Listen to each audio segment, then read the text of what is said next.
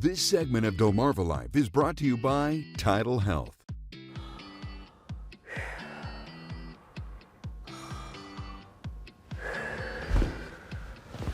Katie, wake up. We have to do the shoot. Oh, hey, Doc Jacques. Hi. I just thought I would celebrate National Sleep Awareness Week by sleeping. Isn't that a great idea? I don't know if that's a good idea. I think we may want to talk a little bit. Oh, that's a good idea. Let's talk about Yes, it. let's talk about it. Okay, well, here we are. We have Dr. Jacques Conaway from the TIDALHEALTH Sleep Center. Yeah, you woke me right up. I'm ready to go. Yes. Let's talk a little bit about healthy sleep habits. Right. What can we be doing?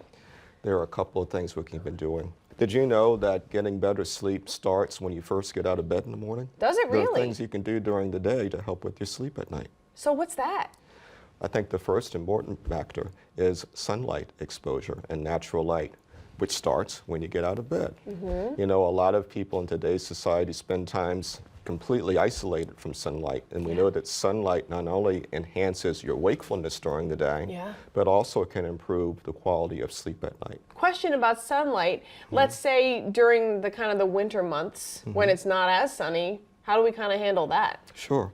Well, again, just trying to expose yourself to sunlight as much as possible during the day. That might be going outside, taking a little walk when the sunlight is out. Gotcha. And dim light before bed is also important to recognize. You don't want to have bright light before you get in bed at night. Makes sense. Yes. What else can we be doing kind of throughout the day? Sure. Exercise. Another reason to exercise is getting a good night's rest. Not only does it improve your wakefulness and your sense of well-being during the day, we also know that when you get exercise during the day, the amount of deep sleep that you get at night tends to increase, and deep sleep is an important sleep stage. And along with that exercise, my question would then be, does diet have to do with sleep? Oh boy, meal times are very critical, not only in training your sleep-wake cycle, helping with your sleep quality at night. So eating regularly scheduled meals is important. Right. But having regularly scheduled meals tends to re-entrain your sleep-wake rhythm. Gotcha. And I also know kind of having like a bedtime routine must be important, right? So it's important to have a wind-down routine before bed. That might include some relaxing activity, meditation, some stretching, certainly your typical bedtime rituals before bed, but most importantly, turn those electronic devices off at least an hour before bed. Most of the electronic devices have that blue color to them, right?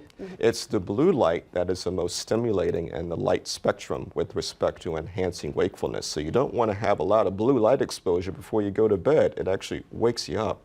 Right. But electronic devices are robbing America of a good night's rest. You got to turn off an hour before bed.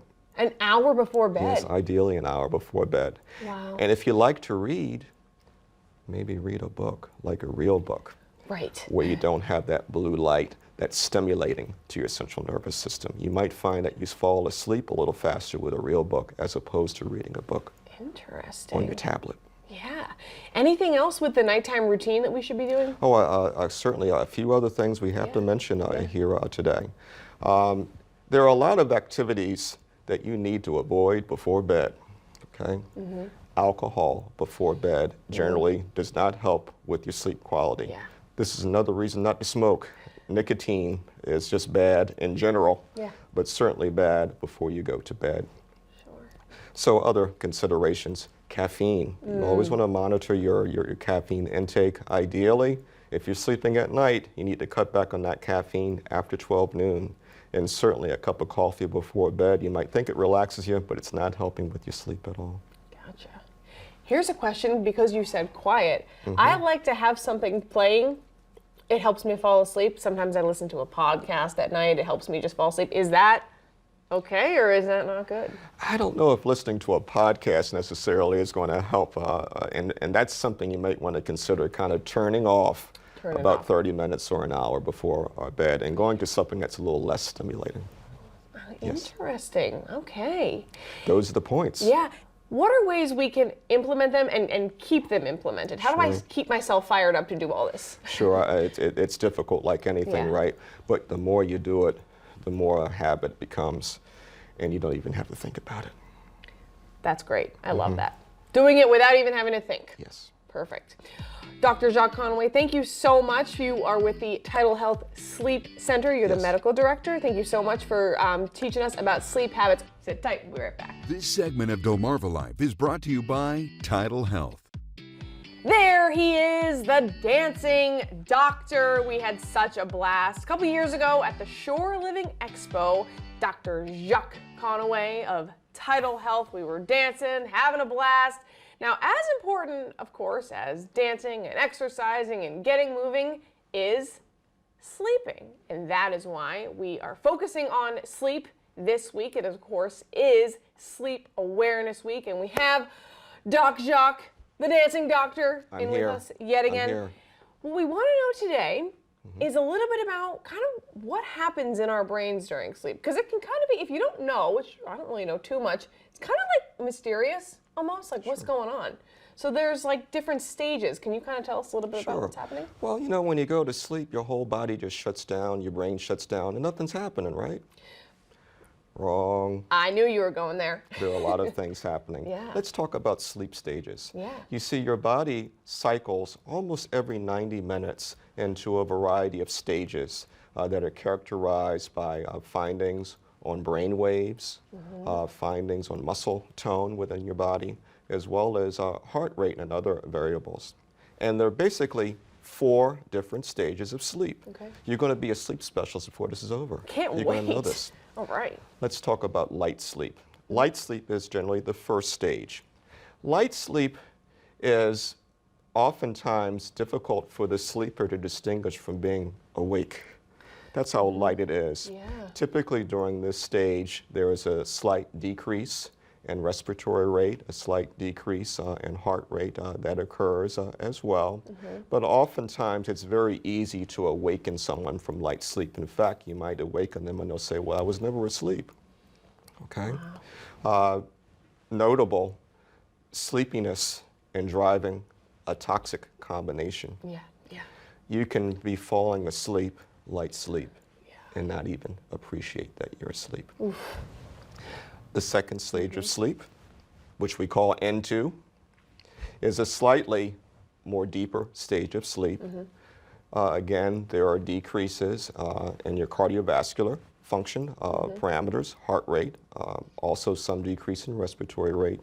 And there are characteristic findings on the brain waves called sleep spindles, which are sharp increases in frequency.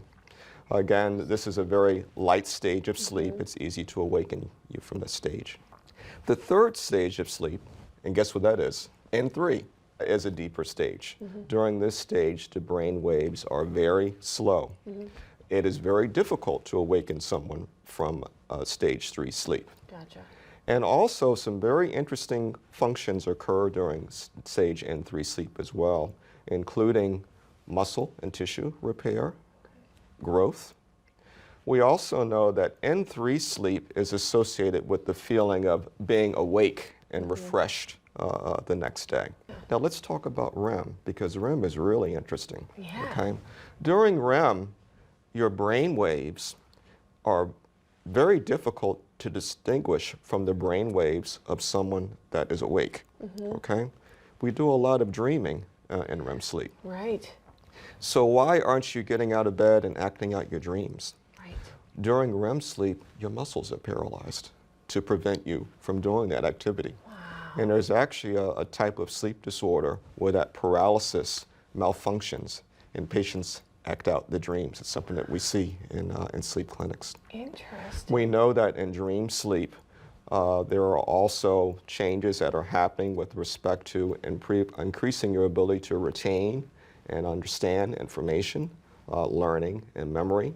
When you decrease REM sleep, it's a little difficult to concentrate during the day. Now, my question is, Yes.